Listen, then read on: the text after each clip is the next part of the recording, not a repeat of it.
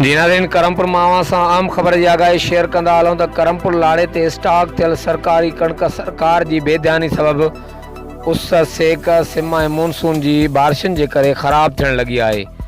कणक के वडी तइदाद में जीत ऐं सुरो लगी वियो है। कणक की जल्द मुंतकिली वारो अमल तेज़ न थी सघियो तो बे तरफ़ हज़ारे मण कणक वधीक ख़राब थियण जो ख़तरो है। करमपुर फूड इंस्पेक्टर तरफां हर आए ॾींहुं DFC कश्मोर कंदकोट के रिपोर्ट में कणक ख़राब थियण की आगाही ॾियण बावजूद कणक की मुंतकिली वारे अमल में तेज़ी न अची सघी।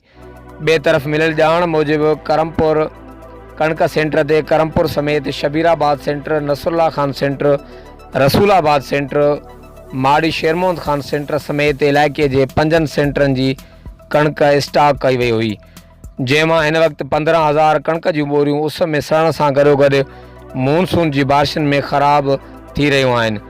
वस वारनि खे घुर्जे त करमपुर में सेंटर ते ख़राब थींदड़ कणक जो नोटिस वठी तुरत खां तुरत कणक कंहिं ॿिए हंधि मुंतकिल कई वञे। जी नाज़रीन, करमपुर मावा से आम खबर की आगाही शेयर कंदा हलूं तो करमपुर लाड़े ते स्टॉक थियल सरकारी कणक सरकार की बेध्यानी सबब उस सेक सिमा मानसून की बारिशुनि के करे ख़राब थियण लगी है। कणक के वडी तइदाद में जीत ऐं सुरो लगी वियो है।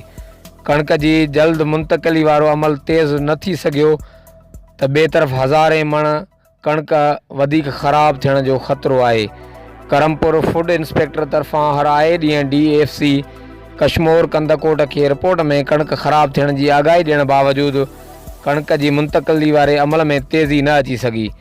बे तरफ़ मिलियल ॼाण मूजिब करमपुर कणक सेंटर ते करमपुर समेत Shabirabad centre, Nasrullah Khan centre, Rasoolabad centre, Mari Shermohan Khan centre समेत इलाइक़े के 5 सेंटरन की कणक स्टॉक कई वई हुई, जैमां हिन वक्त 15,000 कणक जूं बोरियूं उस में सड़न सां गॾोगॾु मानसून की बारिशुनि में ख़राब थी रहियूं आहिनि।